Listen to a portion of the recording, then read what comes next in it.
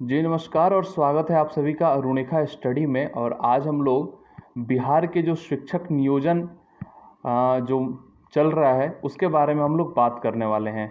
7वें चरण की इस प्रक्रिया में क्या हो रहा है, क्या नहीं हो रहा है। और एक बड़ी चीज़ आप लोग भी देख रहे होंगे कि सरकार ही पलट गई और एकदम मतलब कहाँ से कहाँ क्या होने लग रहा है कुछ समझ नहीं आ रहा है। बिहार एक ऐसा राज्य है जहाँ जो एक्सपेक्टेशन होती है उसके उल्टा काम हो जाता है।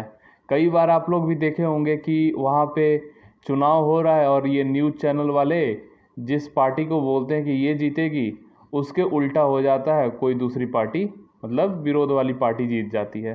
तो ये शुरू से बिहार में होता आया है और फिर उसी तरीके का कुछ नया चीज़ देखने को मिला है इस बार भी। तो चलिए बात करते हैं उसी पे। आप सबको पता ही होगा कि जो जेडीयू और बीजेपी की जो अलायंस थी वो टूट गई है और फिर से महागठबंधन की सरकार वहाँ पे बनी है। और ये महागठबंधन एक बार पहले भी बन चुका था। जो पिछले टेन्योर बोल सकते हैं, पिछले टेन्योर में जो सरकार बनी थी महागठबंधन की वो भी टूट के बीजेपी के साथ जाके मिली थी और फिर ये बीजेपी के साथ नई सरकार बनी थी जो कि टूट के फिर महागठबंधन बनी है। और यहाँ क्या ही कहें हम, एक प्रश्न मेरे दिमाग में आता है और ये प्रश्न कंट्रोवर्शियल भी हो सकता है, लेकिन मैं आपके सामने रख रहा हूँ कि जेडीयू ही एक ऐसी पार्टी है जो कभी बीजेपी में मिलेगी, कभी आरजेडी में मिलेगी, ठीक है। और जब आरजेडी में जाएगी तब बीजेपी वाले जेडीयू और नीतीश कुमार की शिकायत करेंगे और जब बीजेपी में जाएगी तो आरजेडी वाले पलटू राम और पलटू चाचा जो भी मन वो बोलेंगे और भर के शिकायत करेंगे, ठीक। तो जब दोनों तरफ से शिकायत ही होती है इनकी, दोनों तरफ से ये इनको बुरा ही बताया जाता है, हर जगह इनके खिलाफ में ही बोला जाता है, तो जब पार्टी सरकार बनती है तो आप लोग मुख्यमंत्री भी इन्हीं को बनाते हैं। इसका मतलब आप लोगों के पास कोई और विकल्प ही नहीं रहता है।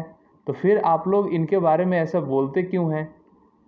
मतलब जिनके बारे में आप गलत बोल रहे हैं, जिनको आप बोलते हैं कि जो बिहार राज्य को बर्बाद कर देगा, ये ऐसा कर देगा वैसा कर देगा, आप भी तो वही काम कर रहे हैं, उन्हीं को मुख्यमंत्री बना रहे हैं। ऐसा क्या खास बात है? कुछ खास बात होगी तो जो आप लोग छिपा रहे होंगे, ये भी तो हो सकता है। या आपके पास मुख्यमंत्री की कोई उम्मीदवार नहीं होंगे, बस आप लोग इन्हीं को बनाए जा रहे हैं, ये हो सकता है। या हो सकता है आप लोगों को कि जैसे ये रोज़गार नहीं दे रहे हैं, आप लोग भी ना चाहते हो कि रोज़गार किसी को मिले। चलिए आगे बढ़ते हैं। ये एक सवाल मेरे दिमाग में चल रहा था, आगे आगे बात करते हैं अब। कि आप लोगों को भी मालूम होगा कि तेजस्वी यादव काफ़ी कुछ बोले थे, 10 लाख नौकरियों की बात करे थे ये। और जो आंदोलन छिड़ी थी 7वें चरण के शिक्षक नियोजन के लिए, काफ़ी सारे अभ्यर्थी वहाँ पटना में आंदोलन किए थे, धरना किए थे। तो इस समय जब धरना चल रहा था तो आरजेडी के पार्टी के काफ़ी सारे नेता प्रवक्ता वहाँ पे जाके इन लोगों से मिले और बहुत कुछ ऐसा बात बोले, सरकार के खिलाफ में भी बोले थे और बोले थे हम लोग आएंगे 10 लाख नौकरियाँ देंगे, ये वो बहुत कुछ बोले थे, ठीक। अभी सरकार इनकी बन गई, आरजेडी और जेडीयू के मिलकर सरकार महागठबंधन की सरकार बन गई। सरकार बन गई है, 10 लाख नौकरियां देने की बात करे थे तेजस्वी यादव। सरकार बनने के बाद जब इनसे बात हुई तो बोल रहे हैं कि हम तो आने वाले समय में जो हम नौकरियों की बात कर रहे थे उसमें हम 3-4 लाख तो नौकरियां ज़रूर निकालेंगे।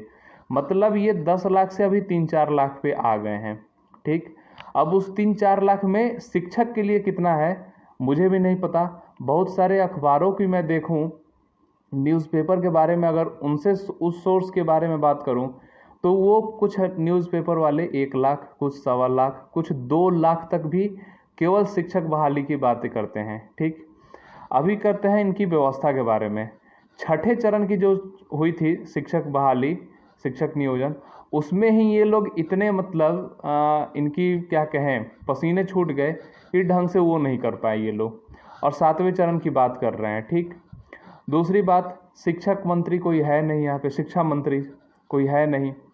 तीसरी बात, इनकी कैबिनेट बनी नहीं अभी तक। अभी ये लोग कभी कभी बोल रहे हैं कि अभी हम लोगों को बहुमत दिखाना है तो ये करना है तो वो करना है, कभी कहेंगे कि हमारी कैबिनेट बन जाने दीजिए। तो जो ये लोग बोल रहे हैं कि सितंबर महीने में हम लोग प्रक्रिया शुरू कर देंगे, ये तो चली आ रही है जुलाई के समय से। जून में बोले थे कि जुलाई में शुरू कर देंगे, जुलाई में बोले अगस्त में शुरू कर देंगे, अगस्त में बोल रहे हैं सितंबर में शुरू कर देंगे, और जब सितंबर आएगी तब बोलेंगे कि अक्टूबर में शुरू कर देंगे। मतलब अगर इनकी बात को सुना जाए तो इस हिसाब से तो यही लग रहा है कि ये ऐसे ही आगे बढ़ते जाएगा, प्रक्रिया बढ़ते जाएगा और निकलेगा कुछ नहीं। ये भी हो सकता है कि जो संख्या है शिक्षक बहाली का, जो वैकेंसी है वो भी कम कर दी जाए। अगर तेजस्वी यादव की आप लोग बात सुने या आरजेडी के नेताओं की बात सुने तो आप लोग ध्यान करिएगा, ये लोग पहले 10 लाख बोलते थे, अब ये लोग 3-4 लाख पे आ गए हैं। अभी 3-4 लाख पे आए हैं। आगे जब इनकी कैबिनेट बन जाएगी, जो भी होगा सब निकल जाएगा, मंत्रिमंडल बैठ जाएगा, तब ये लोग क्या करेंगे भगवान जाने। कोई भी सरकार बिहार में आ रही है, शिक्षक नियोजन पे उसका कोई भी ढंग से काम नहीं हो रहा है। ये चीज़ आप लोग ध्यान रखिए। और चलिए, जो भी जैसे भी कोई खबर आएगी उसके लिए अपडेट मैं आपको दूंगा। तो जो भी आप लोगों को भी कोई अपडेट आता हो तो मुझे भी आप लोग बता सकते हैं, ठीक है। इसके बारे में हम लोग चर्चा करेंगे, और आपका कोई भी सवाल हो या कुछ आपको कहना चाहते हैं तो आप लोग कमेंट सेक्शन में कह सकते हैं।